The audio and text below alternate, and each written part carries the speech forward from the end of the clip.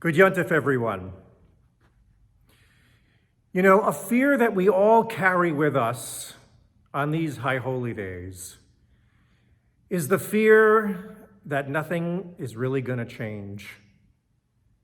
It's the fear that maybe even things that we know might even get worse. We look around at our society and we see our democracy eroding. We see authoritarians trying to grab power. And now we look to our Supreme Court and we wonder, what's going to happen now? What's going to happen to women's rights? What's going to happen to marriage equality? What's going to happen to health care in our society now? We look around at our society and we see gun violence still unchecked, and we see racism running rampant in ways more flagrant perhaps than even before. Indeed, we're all afraid.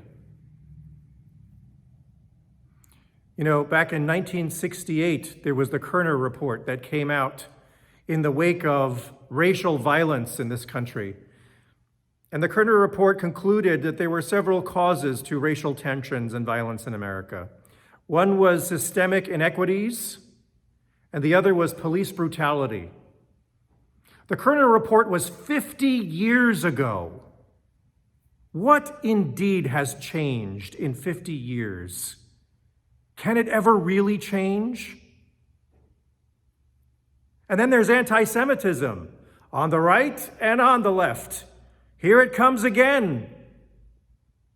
Indeed, there's documentation that it's truly on the rise. In 2019, the ADL reported 2,107 incidents that were ones that were recorded of anti-Semitic violence in this country. That's the highest ever since they started recording in 1979.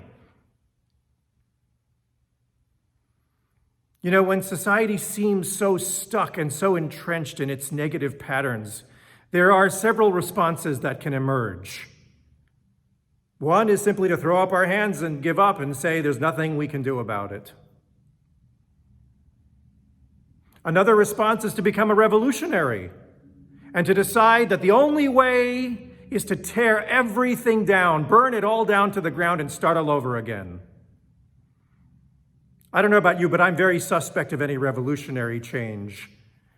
Even back in the 18th century, it was Edmund Burke who talked about how that's really throwing the baby out with the bathwater. There are indeed good precedents. There are indeed parliamentary acts, important things that we can build the good structures of our society around. And if we destroy that, we destroy everything. And when you create a vacuum, that's when extremists and authoritarians and dictators rush in to fill that void. There is a third approach to take in the world. It's decidedly less dramatic. It's decidedly less epic, less sexy perhaps, and that's the marathon as opposed to the sprint approach to bringing about the change that we need in our society. It's the attitude of taking the long haul, of doing the work to build on positive precedents of progress, to build the coalitions to see it through, and to never lose sight of the ideals and values that guide us despite the many setbacks and challenges that might come our way. Now, in our polarizing world of today, that's not a very popular approach, is it? Because we've got all kinds of proofs that nothing ever changes, so why bother? Well, in fact, I'm here to argue today that the approach of rolling up our sleeves, of doing the legwork, the behind-the-scenes work, and yes, even the grunt work, it does work. It really does. And in fact, the spiritual impetus behind just doing the work is some of the most spectacular and beautiful and inspiring qualities that we can emulate in our lives. That's what I want to show us today.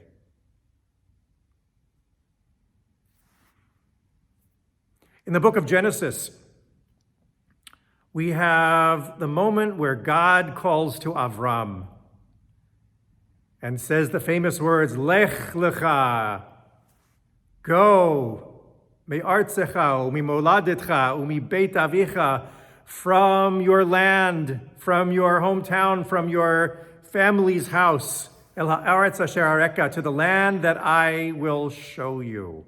What an extraordinary moment in the Torah that is. God's calling Avraham to go, and he doesn't even know where he's going. And then there's that expression, lech lecha, go to yourself or go for yourself, lecha. What exactly does that mean? Rashi, the medieval commentator, explains that lecha, lech lecha, go for your, literally means go for yourself, go for your own good, go for your own benefit.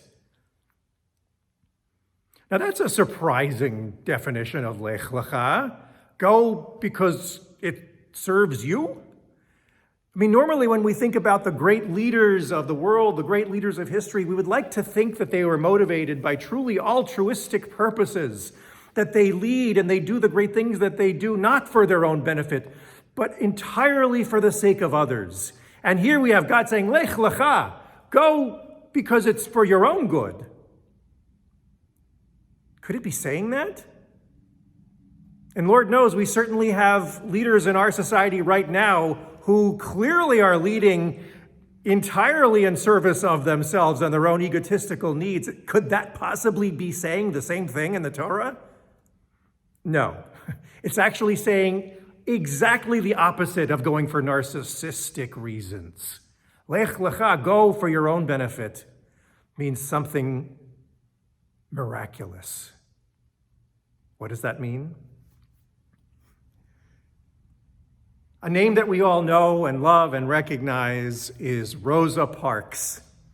We all know the story well of what she did in her life. How on that fateful day in December of 1955, she boarded a bus, a segregated bus in Montgomery, Alabama, and became known as the mother of the civil rights movement. What an extraordinary moment in history. What an extraordinary act of courage and selflessness we think when we look at that moment. And you know something, when Rosa Parks herself later talked about that moment, you know how she described it? She said, well, I was just trying to get home from work. That's lech lecha. That's what we mean. She was doing something for her own benefit, right? So it would seem it was just for herself, but look again. What was she really doing? It was for her own benefit. She was acting for her own best self. She was acting for the highest aspect of her humanity, of her human dignity. She was the opposite of a narcissist on that bus. She acted in a way that all humanity, the best of humanity, was sitting there with her, doing that, her lech lecha journey on that bus at that moment. That's what a lech lecha journey is. When we go for the best of our humanity, then somehow inexorably all humanity can truly follow us on that journey.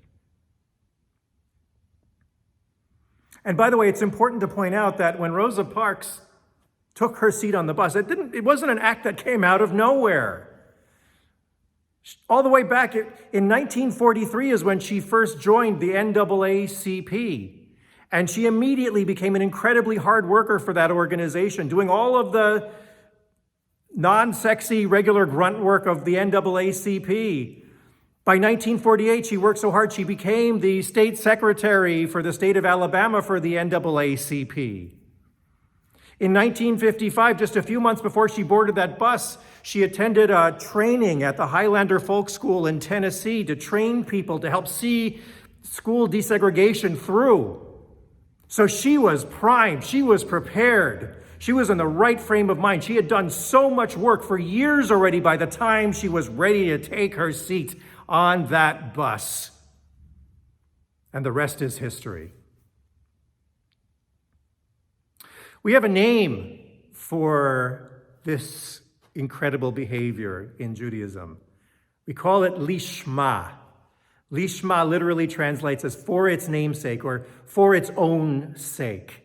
There's a very famous expression in Judaism, Torah Leash Ma, to study Torah for its own sake, for no ulterior motive. That's a very big deal. That's a huge deal, to do it for its own sake and no other reason. Rabbi Meir in the Mishnah extols this idea of Torah Leash Ma as the greatest thing we can possibly do. That you are worthy of the whole world if you know how to do Torah Leash Ma for its own sake. That all things spring from you. You are magnified and made great simply by your act of doing something for its own sake. It's a very big deal indeed to do something Leash Ma.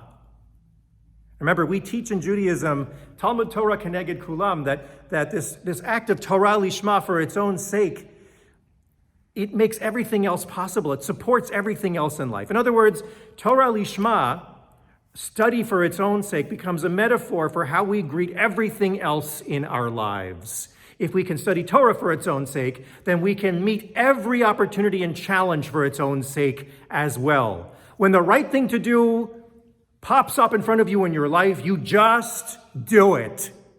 For no ulterior motive or reason, you just do it because it's there and it's the right thing to do. That's the essence of action in Judaism. It's to go full on lech lecha, forward into Leash Ma.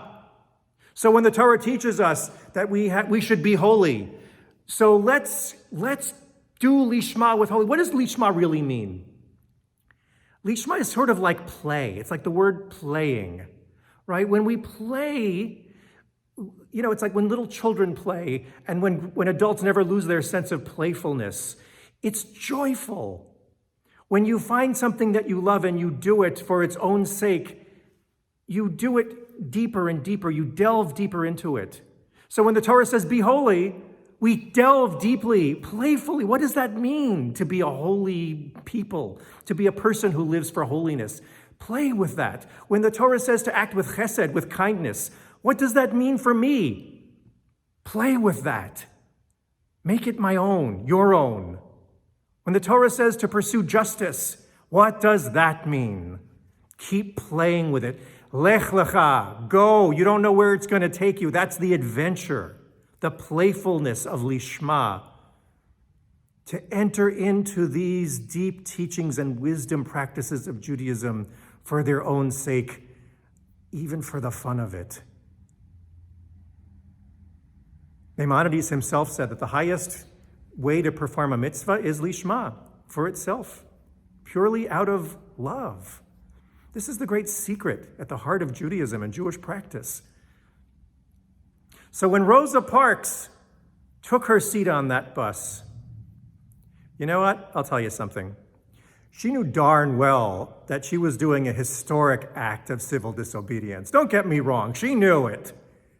But at the same time, I also believe that she was acting Leash Ma, that this is a woman who truly had fallen in love with the idea that all human beings are equally worthy of dignity, that everyone just needs to sometimes get home from work. And she delved into that with a joyful heart. I really believe that. In the Mishnah, Ben Azai famously says, the reward of a mitzvah is a mitzvah. Do you know what he really meant by that? What he meant by that is the true pursuit of happiness. It's not a selfish pursuit of happiness at all. The true pursuit of happiness is the very thing that transforms and heals and makes the world a better and more just place. And how do we do that? We have to follow our own North Star. We have to be true to ourselves, not to externals, but to be true to our own happiness in what we do. So in other words, if the right thing to do comes up, don't try to get it perfect. Don't try to get it absolutely right. That's a pitfall. Don't go there. Just do it for the sake of doing it. And when you see that there are scary things in the world, when there are frightening things that need our response, don't look for a motivation to do it. Most of us, we really believe that we have to be afraid. We have to be angry in order to be properly motivated to act for justice in the world. But that doesn't work. That only shuts us down. That shuts our hearts and our souls down.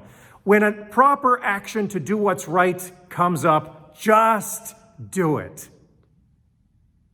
Why do I teach it this way? Why do our rabbis teach it this way?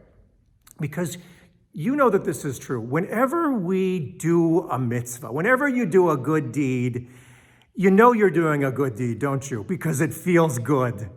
Because you can feel it right here in your heart and in your kishkis. You can feel something that feels very good. Don't feel guilty that it feels good to do a right thing, right? I reject the Kantian notion that any altruistic behavior should have no pleasure at all. I don't believe that at all. And neither does the rabbinic tradition.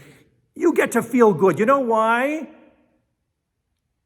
Because when you do the right thing, it's like your neshama, your soul is attuned to, it's in sync with its deepest connection with the divine.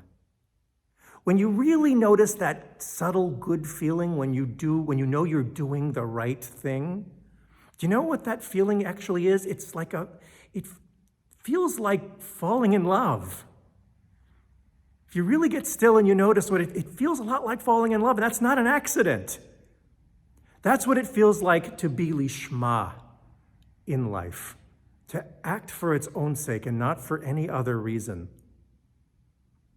Lord knows we need to learn this practice of acting Leash Ma in this world and not out of anger. We're living, as I talked on Rosh Hashanah, about living in a society that is more and more about grievance and lashing out and hatred, and it's so easy to get caught up in that.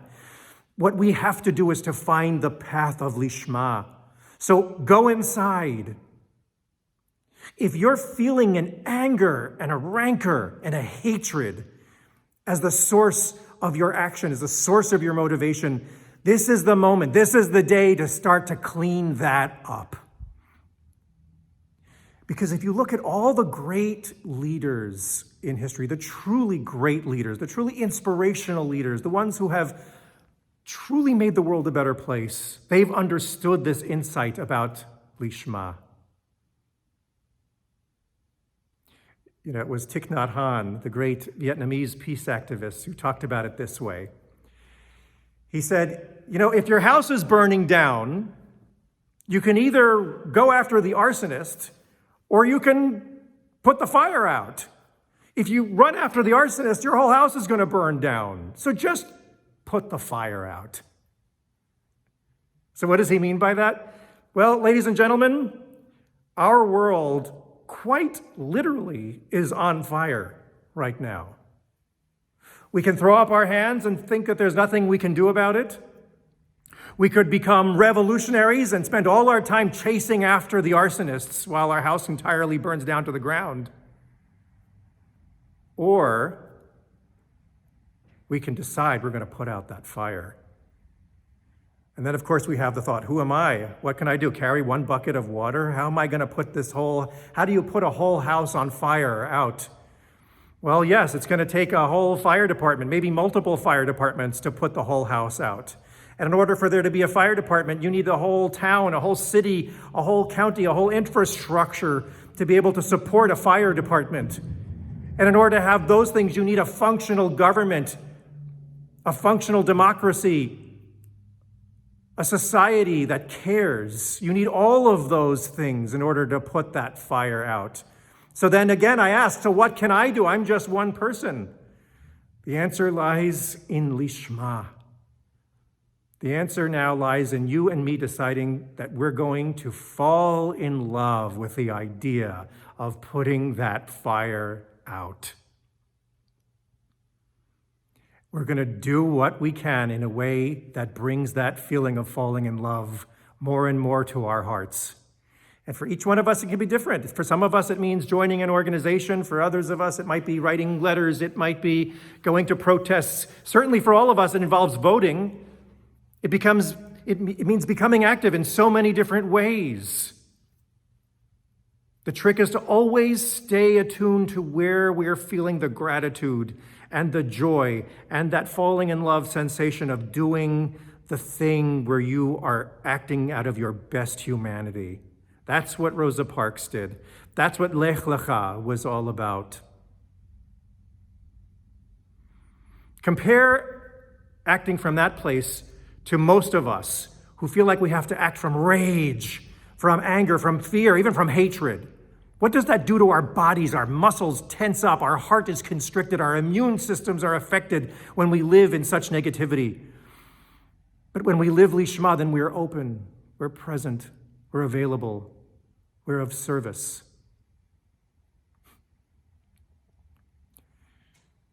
Now, you might find after some time that the actions that you're doing might start to feel like in vain. You don't see enough change. You don't see something happening, or it just might get stale.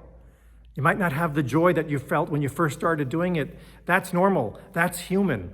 But the secret of Leash Ma is keep playing with it.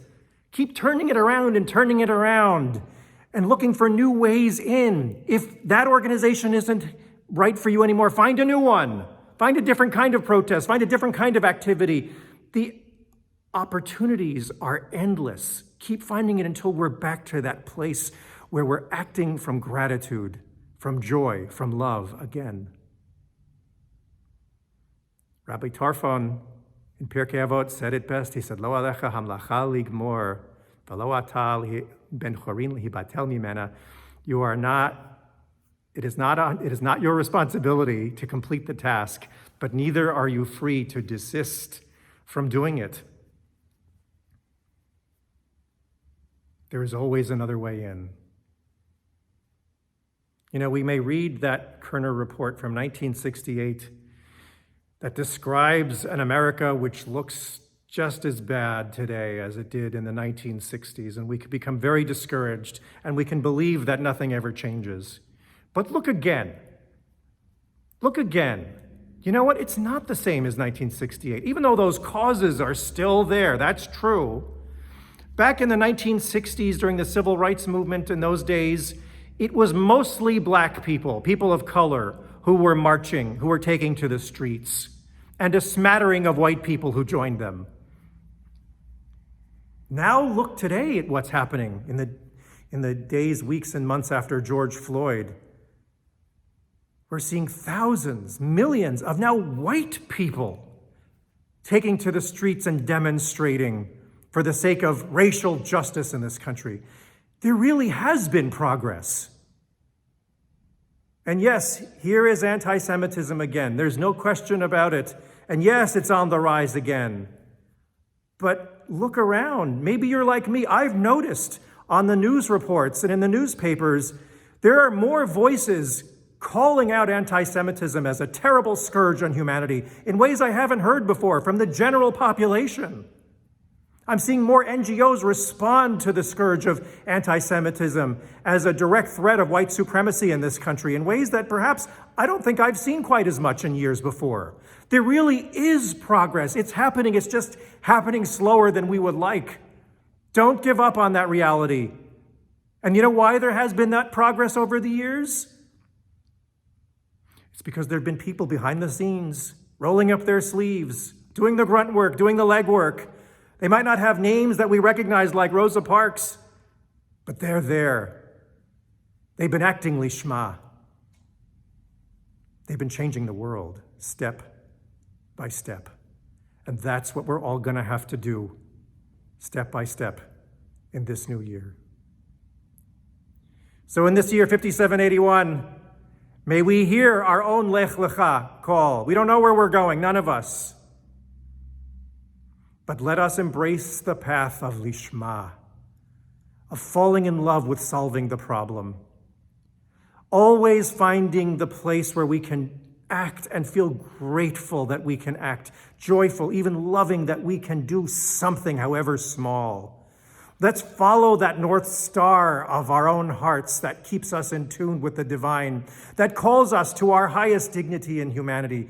Because in that way, just as Avram was at the beginning of his career, the promise can be made true, you shall be a blessing. May we all be a blessing to ourselves, to this country, and to all the world.